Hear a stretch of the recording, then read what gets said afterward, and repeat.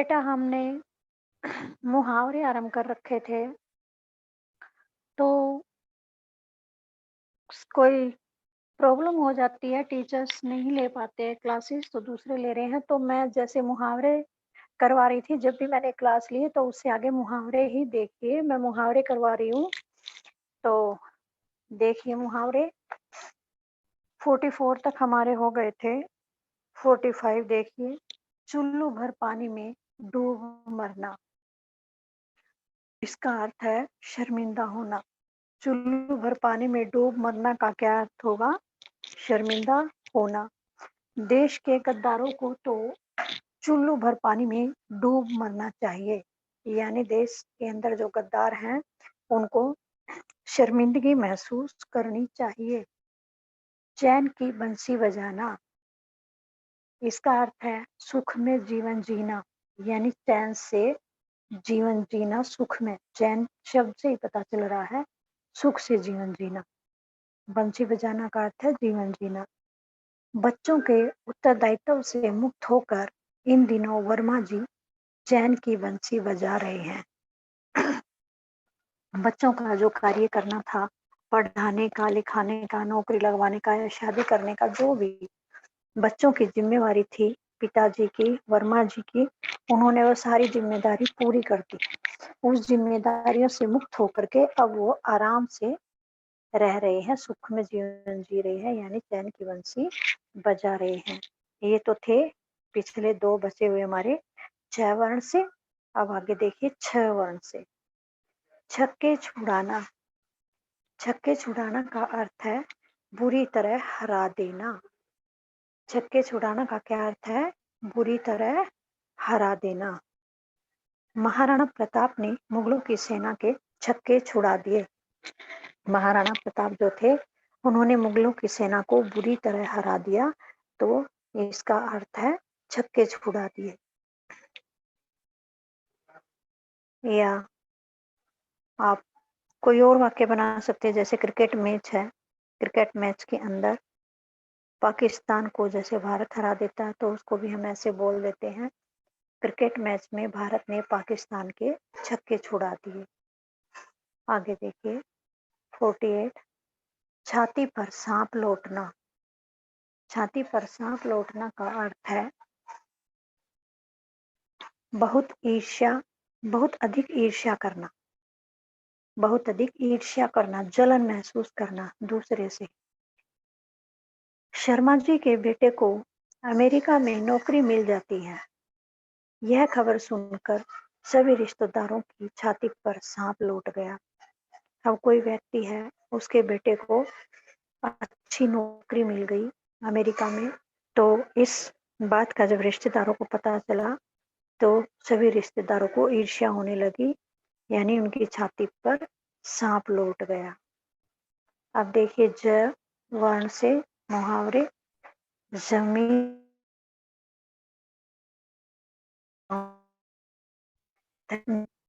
जमीन पर पाँव न पड़ना का अर्थ है बहुत अधिक घमंड होना। बेटे को अमेरिका में नौकरी क्या मिली? शर्मा जी के तो पाँव ही जमीन पर नहीं पड़ते। अब किसी के बेटे को अमेरिका में नौकरी मिल गई, अच्छी नौकरी मिल गई, तो वह व्यक्ति बहुत अधिक घमंडी हो गया, और घमंड के कारण ऐसे हो गया जैसे उसके पैर ही जमीन पर नहीं रखे जाते, हवा में उड़ने लगा। एक तरह से बहुत अधिक घमंड हो गया। नेक्स्ट है जान हथेली पर रखना। जान हथेली पर रखना का अर्थ है जीवन को खतरे में डालना। जान हथेली पर लेकर चलना, यानी जीवन को खतरे में डालना।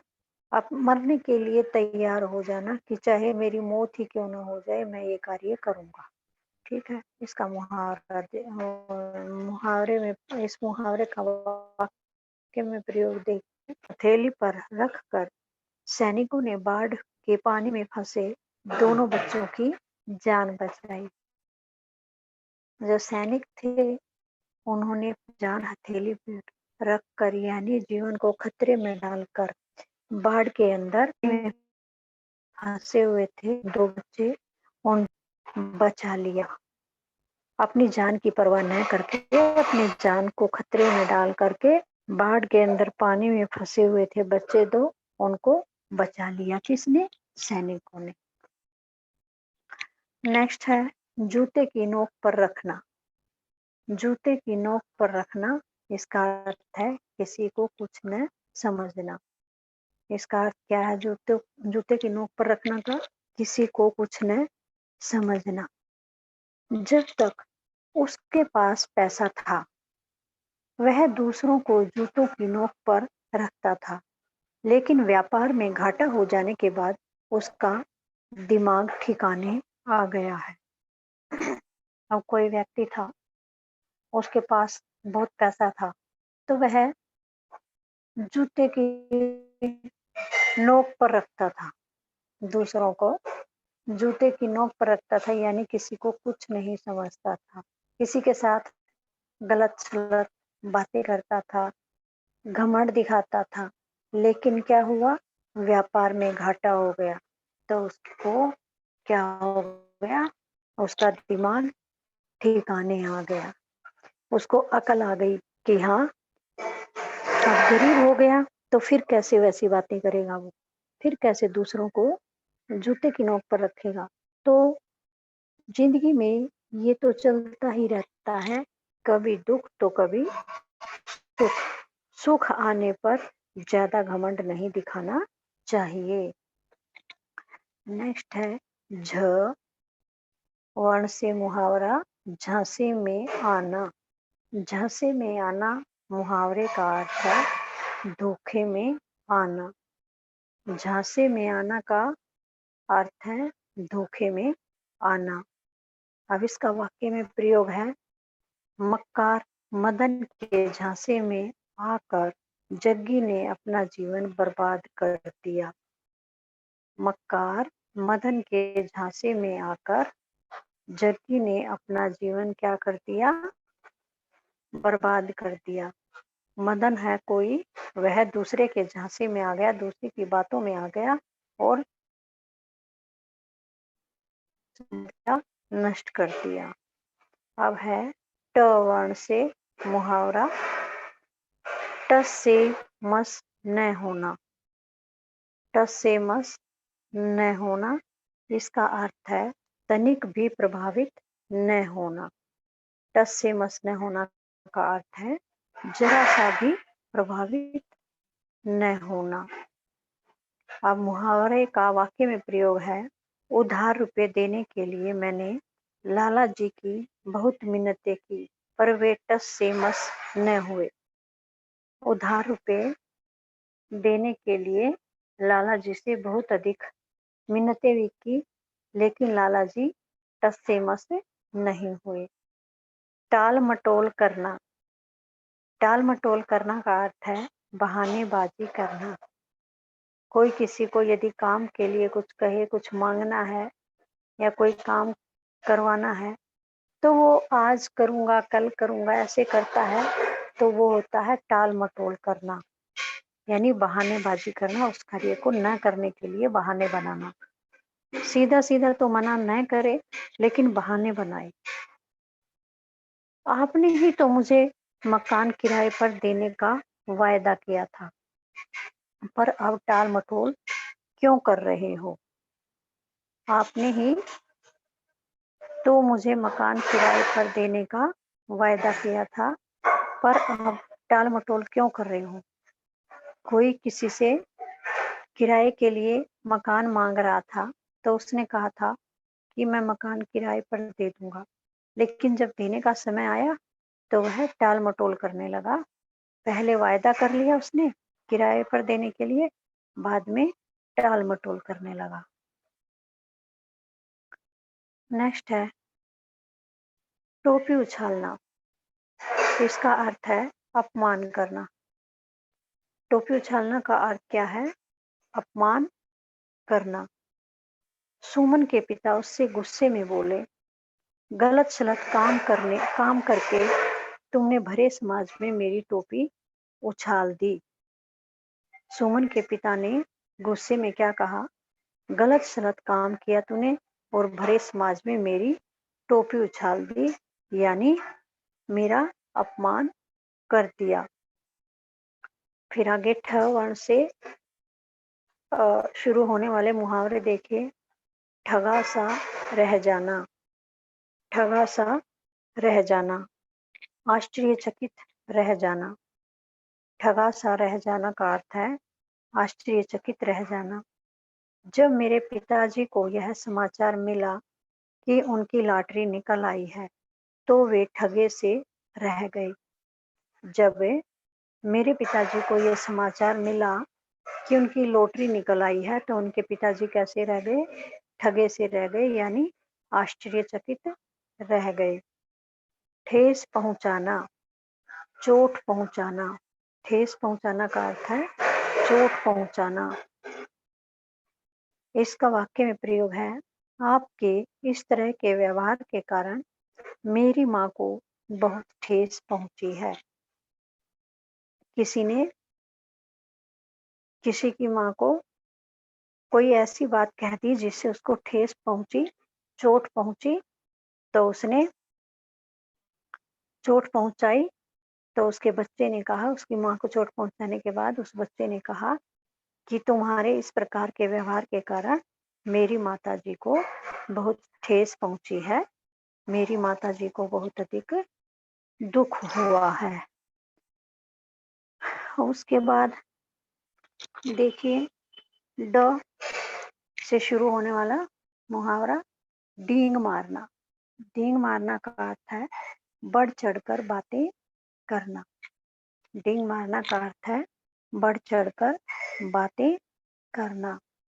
रमेश केवल डींग मारता है, कुछ करके नहीं दिखा सकता। रमेश क्या करता है? केवल बढ़ चढ़कर बातें करता है, कुछ करके नहीं दिखा सकता। ढ ढोल पीटना। ढोल पीटना का अर्थ है बात को प्रचारित करना। ढोल पीटना का क्या अर्थ है? बात को प्रचारित करना, यानी सबको बता देना। आजकल ऐसे लोगों का जमाना है जो काम तो कम करते हैं और ढोल अधिक पीटते हैं। आजकल कैसे लोगों का जमाना है जो काम तो बहुत कम करते हैं, लेकिन लोगों के सामने ढोल ज्यादा पीटते हैं। मैं ये कर देता हूँ, मैं वो करता हूँ, मैं ये करता हूँ, ऐसे ऐसे बात को बढ़ा चढ़ा के बोलते हैं, प्रचारित करते हैं। कह देते हैं ना, ढिंढोरा पीट रखा है बात का, वैसे करते हैं। अब उसके बाद त वर्ण से शुरू होने वाले मुहावरे। ताना मारना। ताना मारना मुहावरे का अर्थ है व्यंग्य करना, कमेंट करना, किसी पर कमेंट करना, ताना मारना। इसका अर्थ होता है व्यंग्य करना। तो शब्द से शुरू है ये, और ताना मारना का वाक्य में प्रयोग होगा, मेरी कोई गलती नहीं है, मुझ पर ताना मत मारो। मेरी कोई गलती नहीं है, मुझ पर ताना मत मारो। यानी कोई व्यंग्य कर रहा होगा, तब कहा है कि मुझ पर ताना मत मारो, मैंने कोई गलती नहीं की है, किसी दूसरे ने गलती की होगी। फिर है ताव आना। ताव आना का अर्थ है गुस्सा आना। ताव आना का क्या अर्थ है? गुस्सा आना। लोगों की दकियानुसी बातें सुनकर मुझे ताव आ जाता है, यानी गुस्सा आ जाता है। लोगों की बेफिजूल बातें सुन करके मुझे गुस्सा आ जाता है। पिछड़ी सोच की बातें सुन करके मुझे गुस्सा आ जाता है। तिल रखने की जगह न होना। तिल रखने की जगह न होना का अर्थ है ठसाठस भरा होना, यानी बहुत अधिक भीड़ होना। तिल रखने की जगह न होना का अर्थ है बहुत अधिक भीड़ होना। सांस्कृतिक संध्या के अवसर पर पंडाल में तिल रखने की जगह नहीं थी। सांस्कृतिक संध्या हुई थी उस समय पंडाल में क्या था, इतनी भीड़ थी कि कोई पैर भी नहीं रख पा रहा था। कहने का अर्थ है कि तिल रखने की भी जगह नहीं थी, यानी बहुत अधिक भीड़ थी। तूती बोलना। तूती बोलना का अर्थ है बोल वाला होना। तूती बोलना का अर्थ है बोल वाला होना। सारी दुनिया में आजकल मोदी जी की टूटी बोल रही है, यानी सारी दुनिया में आजकल क्या है, मोदी जी के नाम की ही चर्चा हो रही है।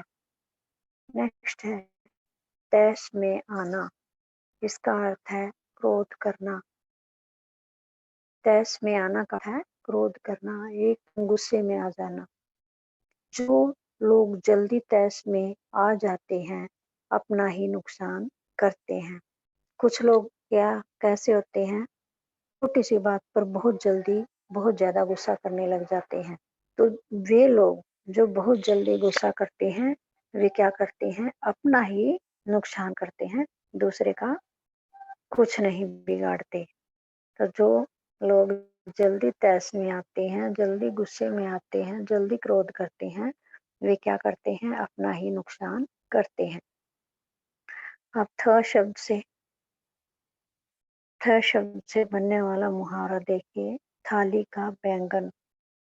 थाली का बैंगन का अर्थ है सिद्धांत रहित व्यक्ति। थाली का बैंगन का अर्थ है सिद्धांत रहित व्यक्ति। कुछ नेता तो थाली के बैंगन है, अवसर देखकर पार्टियां बदलते रहते हैं। कुछ लोग कैसे हैं, कुछ नेता थाली के बैंगन है, यानी सिद्धांत रहित व्यक्ति हैं। अवसर देखते हैं और पार्टियां बदल लेते हैं। मौका देखते हैं और दूसरी पार्टियों में भाग जाते हैं। जहां उन्हें कुछ बेनिफिट दिखाई देगा तो दूसरी तरफ भाग जाएंगे। वे लोग कैसे होते हैं, थाली के बैंगन की तरह सिद्धांत रहित व्यक्ति होते हैं। तो बेटा आज हमने 45 से और 65 तक 45 से 65 तक मुहावरे किए हैं। आपको ये अच्छी तरह से लर्न कर लेने हैं। मेरी भी तबीयत ठीक नहीं है तो मैं भी नहीं करवा पा रही, बाकी ना मैं आपसे डिस्कस कर पाऊंगी। तो जितने भी बेटा मैंने करवाए हैं, इनको आप अच्छे से लर्न कर लेना। 45 से 65 तक आपके ये बन गए 21 बन गए हैं शायद। तो 21 मुहावरे आपको लर्न करने हैं अच्छी तरह से। ओके, अब मैं क्लास का एंड करती हूँ, तो आप अच्छी तरह से बेटा लर्न कर लेना।